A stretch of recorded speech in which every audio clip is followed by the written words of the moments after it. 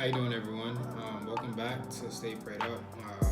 I know it's been a while. From the last episode, I definitely said I was gonna try and do these bi-weekly, every 2 weeks, every 3 weeks, but life has kind of gotten busy. This new job and just trying to get myself settled and acclimated to Houston. But this episode, I kind of wanted to get more of, I guess, my followers, friends, and family involved. So I decided to make this like a Q&A episode. So I'm kind of taking like the top questions that I was kind of given and thought that would be the most effective that the most people could kind of relate to. So I'm gonna just kind of jump right into it.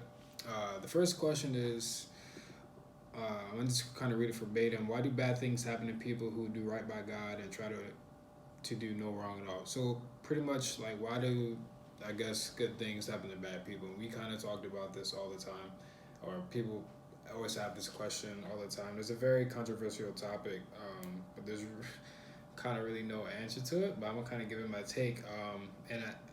It's crazy because I actually just watched a sermon based on this. His name is Pastor John Gray. I watch him a lot, but it is crazy because he actually, I was following a series that he's doing and called All In, and this is the episodes that I actually missed. Somehow I missed it.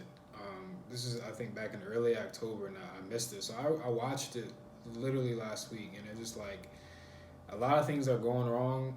Or I'm dealing with some certain stuff like with family members, and or I know friends and family who are going through similar struggles, and like this message that I watched, like is allowing me to kind of help them go on what they're going through. So it's really just kind of crazy how the universe works in mysterious ways where either you kind of get some new knowledge that helps somebody else or you gain new knowledge that helps yourself.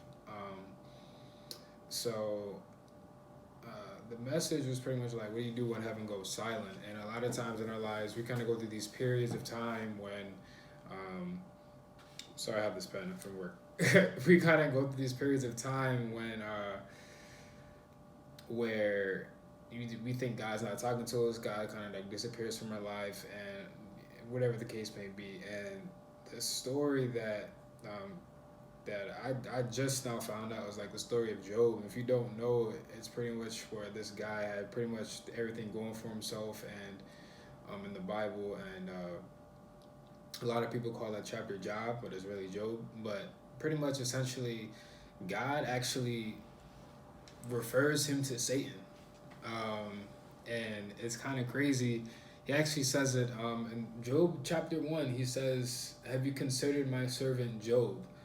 And it's just like, wow, like when you kind of think about that, if you think it from your own perspective, that God is pretty much saying, have you considered Malachi, or God, have you considered whatever your name may be, his or hers, to Satan himself. God is actually talking to Satan himself in that chapter. Like, have you considered my servant Job? Like, pretty much like, and if you kind of read it, he's like pretty much saying like, it doesn't matter what comes his way, he's always going to be good. Like, he's not going to fall short. And pretty much Satan is like, all right, let's make a bet. Like, if you pretty much allow me to have all the power over him right now, I can kind of make sure that he kind of curses you and doesn't want you anymore. And God pretty much is like, bet, do whatever you want to him. You just can't harm him physically. Like, pretty much kill him. So, and that's that. So pretty much Satan just part of just wipes everything from him, like just all his possessions, family members, other things like that. And a lot of times, and at the end of the story, and actually if you read it, God actually stays silent, doesn't speak at all for 38 chapters. And if you know the First Testament, that's a long time. So like that period of time, if you kind of think about it from our life perspective, that's when we go through a season when God's not talking to us, when we think that God's not listening, we don't think that nothing is going our way. Um, and it, it was kind of interesting to think about, that regardless of all that, like Job, he pretty much just stays consistent. He doesn't really fall to temptation of evil. And there are times when he starts to question God and pretty much cry out. And there's a passage in here. I don't know the exact chapters, but Job's friends actually come to visit him, and they didn't talk to him at all. And there's moments of times when your friends don't know what to say to you. Like they're just there to comfort you, and they stayed with them for I think 7 days, and then they said no words. Like they were just in the house. Like the presence. Sometimes we need friends in our life that they don't know what to say, or family members that don't know what to say, but just their presence there is enough comfort for you during your time of if you're grieving or you're going through any hardships or trials and tribulations, just to be there for one another. Um, so what I'm trying to say is that sometimes God will allow Satan to pretty much attack your life not because he doesn't care for you, but because he believes in you and knows that you won't fall short of temptation, and you won't fall short of praising him, and that you won't fall short of not reaching your destiny and the blessings on the other side. And it kind of just, you know, stuck out to me. And when God finally talks to him at the end of, in the 38th chapter, is like, he pretty much is like, you still have all this other stuff to look forward to. I've still done all this other stuff for your life. You know, why you only focus on the things that are happening to you when you still have a lot more things in your life to look forward to, a lot more things in your life currently that you're not even like thankful for or addressing. And we kind of tend to forget that. And it's really hard to, while everything is not going right, to consider what everything is going right for us, but also consider what other stuff has not happened. Like you could have been in a car accident yesterday, you could have gotten really sick in the hospital, or whatever the case may be. A lot more things could have still happened regardless of all things that's currently happening to you. So that's like my answer to that, is that sometimes God will allow Satan to attack your life, not because he doesn't care for you, but because he knows that you can overcome anything that Satan throws your way. So that's like my answer to that question. And actually, I wanted to say another thing to that.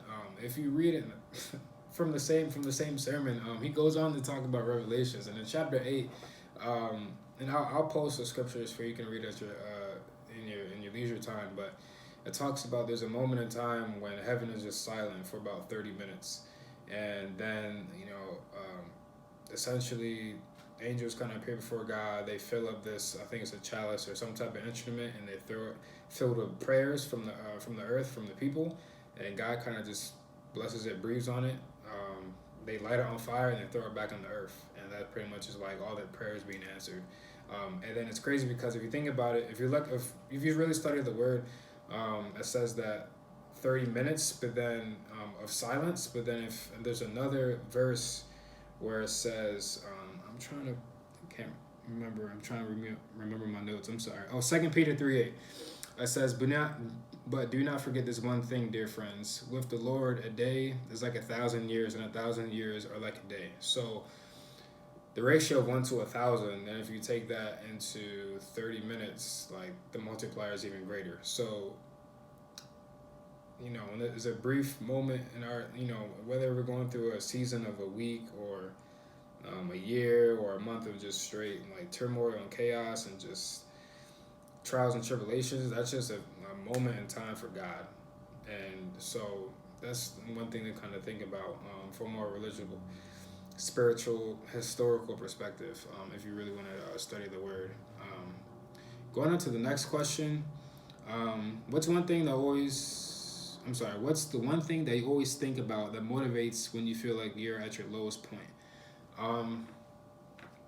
My mom and my brother. I'll say my mom, my brother, my grandmother, and all my friends and family. I say my mom just because of growing up as a single parent, and kind of raising me and my brother, just kind of seeing her battle through her car accident, and just fighting through everything, and becoming a bodybuilder after her car accident, and just kind of seeing her grind day in and day out to kind of take care of me and my brother, and not only provide for us, but going above and beyond and kind of just spoil us as much as she can. It's like I have no reason not to be putting in as much effort in my daily life as she was for us. And it's like, if I'm not putting in that work, it's like, I'm pretty much doing a disservice to my mom. I'm kind of not living up to the same expectations that my mom has put on me, and what I can be doing, and my own expectations. Because one day I want to be able to be that person where I can kind of provide for my mother financially and anything that she needs growing up. That and then my brother, just like I said, growing up in a single parent household, like just kind of being a role model for him, and knowing that doesn't matter how many times you've kind of get knocked down, doesn't matter how many times you've kind of when we think we failed at life or think when we messed up and think we can't right or wrongs, that you're still, doesn't matter how many times you have to restart a new chapter in your life, you can always get right back on track.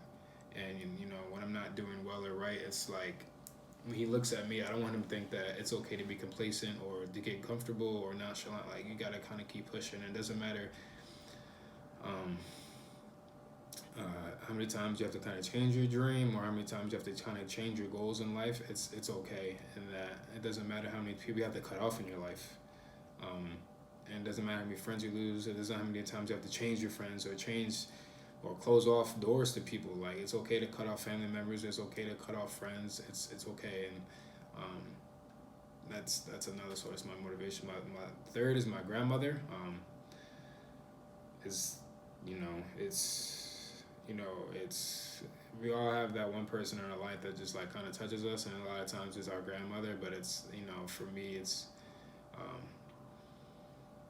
you know like when I'm in my darkest moments of my life, I've always called my grandmother first instead of my mom. And there's no disrespect or knock to my mom. It's just that you just have that special connection with one person, and whether it's like just spiritual growth or just physical, emotional growth or personal growth, she's always been the person.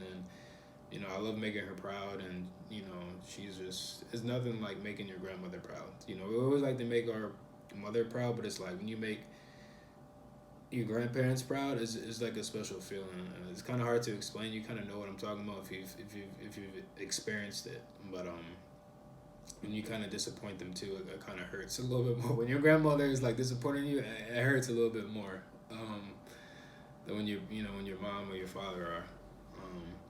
And two of my friends and family, especially the ones that are closest to me, kind of know my story and kind of know everything that's going on in my life, and kind of been rooting for me. Like, when you make mistakes, especially when they told you not to do something, you do it, and they're like, "I told you so." Like, that kind of hurts, because it's like they've been trying to help you out, and you're still not listening to them, and then you kind of feel bad, you kind of let them down. But also, like, other people kind of encouraging me, is like when you don't live up to the expectations, or you kind of don't deliver what people are hoping for you to do, you kind of feel bad, and it's like you kind of feel as though you wasted all of their energy that they kind of put into you. So and I'm a big sore loser. I hate losing, regardless if it's we playing Uno or like a project at my job. I don't like underperforming. So, and I don't like not, and that goes along with my other motivators. I don't not like underperforming of what I can kind of give back to them, or kind of giving the performance that I think that they require of me. Next question is, why does it feel like when things are bad, everything else is 10 times worse, or a pattern of bad follows along? So pretty much when it's like a snowball effect of bad things in your life. And I can kind of talk about this on a personal level. This is kind of what led to my depression and alcoholism about 2 years ago. It was just like a series of events that were just like leading up, and then there's one huge catastrophic event that kind of just cemented my depression, it cemented my alcoholism. So it's like when you're going through a series of things, you got to remember that depression and all those other emotional things that you're kind of going through, I mean, they're emotional, but their foundations are an evil spirit, from Satan and from the devil, or whatever the case, whatever you want to call it. They're just evil spirits within you, and they're just gonna eat at your mind, and you kind of have to get out of that mentality, and then, but also at the same time, don't kind of feed into things that you think are healthy coping mechanisms when they're negative. There's a verse that says, if I have to find it, give me 1 second. In 2 Corinthians 11:14, it says, "And no wonder, for Satan himself transforms himself into an angel of light." Sometimes, Satan and the devil will camouflage themselves in something that's good, whether that's drugs, whether it's um, one night stands, whether it's doing things that kind of get your mind off something and you think it feels good, or whatever the case may be, or just doing other things that you shouldn't be doing just to kind of get your mind off things. And most of the time, that's getting drunk or doing drugs. But or it's um, you know it's you shouldn't do it. Or a lot of people when they get mad at their ex, or not the ex but their significant other, they want to go out and cheat or do something like that's that's just as a spirit talking to you to kind of get you out of character. And then it's that's that one decision kind of changed the trajectory of your life completely for years if you don't recognize that you're about to make you're pretty much, it's like a gateway to a long-term effects of going down that path of just unrighteousness. So just kind of be mindful of that when you're going through a series of trials and tribulations, to realize that it's just a season. It's just one season, it's just one chapter in your life, and you're gonna get through it, but don't allow that to kind of change who you are on the inside. And another verse is John chapter 10:10. The thief, the devil, does not come to except to steal, kill, and destroy. But Jesus, I have come that you may have life, and that you have it may have it more abundantly. Just kind of keep your eyes on the man above, and just realize that when life is attacking you, that usually means that you have a blessing on the way. That's usually what it means. And usually when you're getting attacked in a certain area, that means your blessing is going to be in that same area. So if you're getting attacked financially, if you're getting attacked in your relationship, if you're getting attacked in your classes, that means that something's going to be good with your grades. That means your relationship is going to get healthy again, or that means you're going to get a blessing financially. It's usually vice versa. You don't something. Nobody comes to steal something unless it's valuable. So the Satan isn't coming to destroy or steal something in your life if it wasn't valuable to him. So keep that in mind. The next question is how to effectively pray. I think this is important. I think that this kind of separates, and I'm not trying to be disrespectful to anyone's religion, but I think this kind of what separates Christianity from a lot of other religions. That Christianity, let me kind of word this. Religion kills people. We all know that religion starts wars. Religion kills people. Religion persecutes people. Religion is it's the saying is money is the root of all evil, but you can kind of say the same to religion. Like it's just, you kind of see it today in the Middle East. It's just, and you see it in this country. You see it with racism. You see it with the prejudice. People use it for arguments. People use it to judge and condemn other people. People use it to put themselves on pedestals. And that's not what the purpose is intended for. That's not what Christianity was intended for. And it's kind of crazy when you kind of study the word that in the Old Testament is 613 laws, but in the New Testament, those 613 laws were kind of summed up into two. One is pretty much love the Father and acknowledge Him in the kingdom. Second one is to love your neighbors like as yourself. And pretty much, if you follow those two laws, every other law kind of falls in between that. And so, and what I'm trying to say is that it's pretty much it's all relationship based. If you're loving somebody, you're loving God, you pretty much have a relationship with them.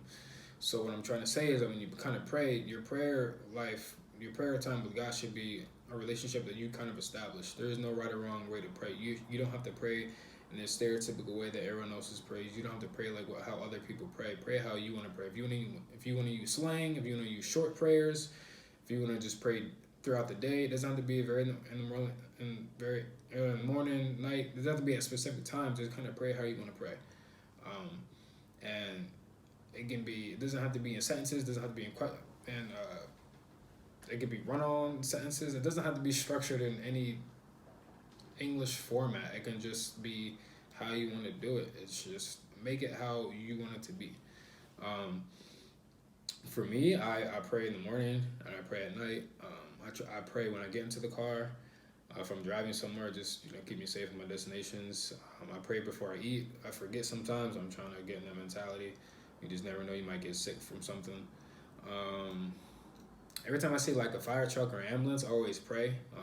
If I, like their lights are on, if they're going somewhere, just kind of put their bless their hands, make sure everyone's safe and sound, and that everyone no one isn't seriously hurt or dead. Just kind of just pray about anything. Just that's and it kind of encourages us in the Bible to pray about anything and everything. So, just whether you're trying to root for your sports team, whether you need a good grade in a class, like just pray about everything. Man, that's it's your relationship. Um, Next question is how to keep faith and positivity in times of struggle. This is a big one. Everyone kind of knows Jeremiah 29:11. God pretty much is saying that I know the plans for you to kind of give you hope in the future. Um, Another one is Isaiah 60:22. At the right time, I, the Lord, will make it happen. There's other scriptures, and I will kind of post two more that I think they're pretty much passages, but I think that um, the more we kind of instill positivity in us, the more we'll be able to combat the world. And what I mean by that is like for example, we kind of store lyrics in our mind. Like as soon as a song comes out, people can memorize the whole song. So it's like use that same energy to memorize positive quotes, motivational quotes, inspirational quotes.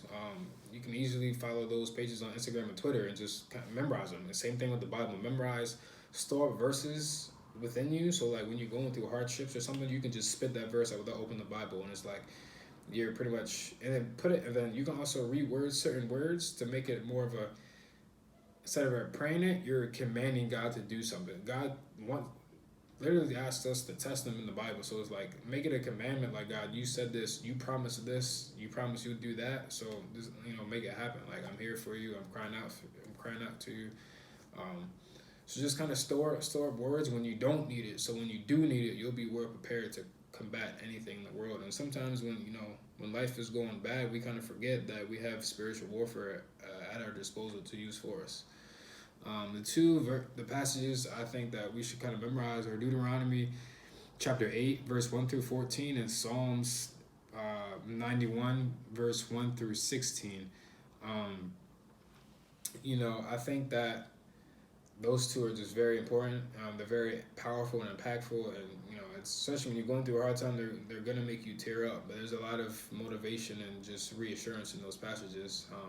Now there's another verse I want to kind of say, Psalms 30 verse 5. For his anger lasts only for a moment, but his favor lasts a lifetime. Weeping may stay for the night, but rejoicing comes in the morning. And a lot of times we just know that it's okay to cry yourself to sleep. We all cry at night. I cry at night. But just know that it's a new day for the next day. It's a new day next week, or it's a new week next week. It's a new month next month. Like, happiness is always coming. Happiness is always around the corner. You just have to get in that mentality that the season that you're in is gonna come it's gonna come to an end. All storms don't last forever. Tough times don't last. Tough people do. So just kind of keep that in mind. So what's the best way to uplift the community in times of tribulation? I think that I'm actually starting this in Bible study. It's kind of crazy how this is all kind of tying in. 1 Corinthians chapter 12 and 1 Corinthians chapter 13. 1 Corinthians chapter 12 is pretty much just Paul talking to his church, or writing to his church, and pretty much saying how like everyone is giving gifts from the Holy Ghost. Like doesn't matter whatever the gift is. He just talks about gifts. We all have different gifts, and it doesn't matter how some people have different gifts than others, and it doesn't matter what gift you have. They're all equal, and that we all play an important role in the body of Christ.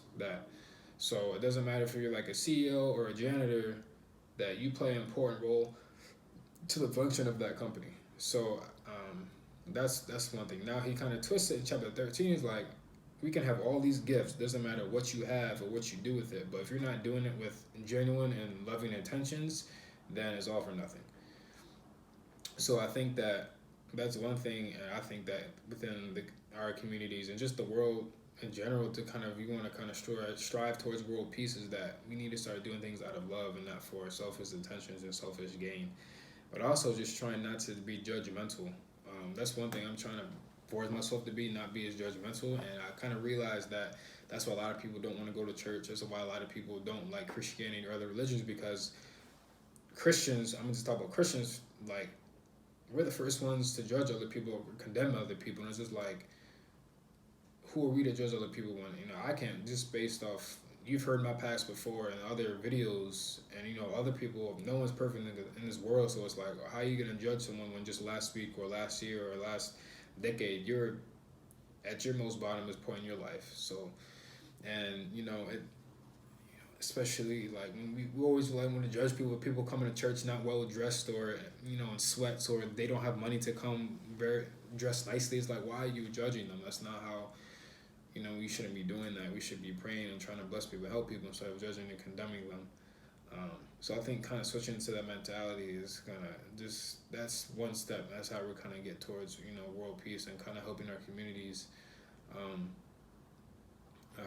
it's just to stop the judging, stop condemning them, being more forgiving, and allowing people to change, allowing people that to grow and change their heart.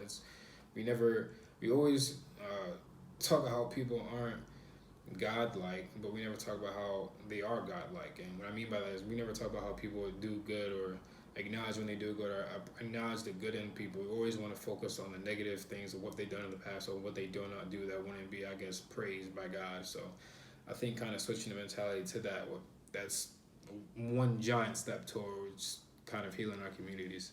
What has been your greatest joy in your walk with Christ, and your biggest struggle?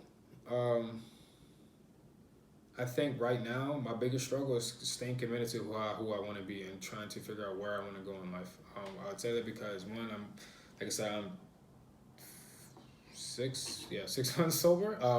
So trying to stay dedicated to that, but then also trying to switch my mindset of trying to be a better person, trying to be not as judgmental, trying to allow people to change, trying to work on my anger, trying to be more loving, and really trying to figure out how far I want to take this journey and how I want to kind of implement it into my job, and trying to be more just impacting more people, helping more people, just trying to be just a better person, just a better overall disciple.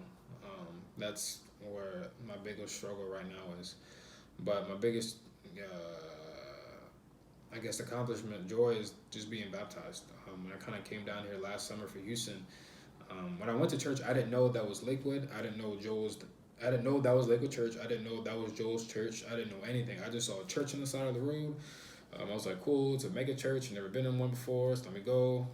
Joel wasn't even preaching that day I came. It was John Gray. I was like, oh, black pastor, cool. I liked him. I just liked his style. He was just speaking to me.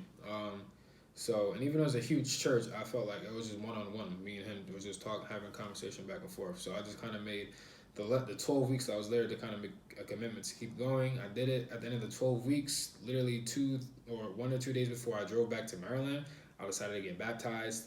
And from there, it kind of cemented my legacy of washing everything away from my past, my alcoholism, my depression, my grudges, like just kind of everything kind of set the foundation of where I kind of wanted to go in life. And really, I'm like, okay, I'm really going to do this. I'm really kind of going to let go of all the anger and the pain and the grudges and the sadness and the tears and everything else that was kind of holding me back from my blessings in my future. I was just kind of letting all that go.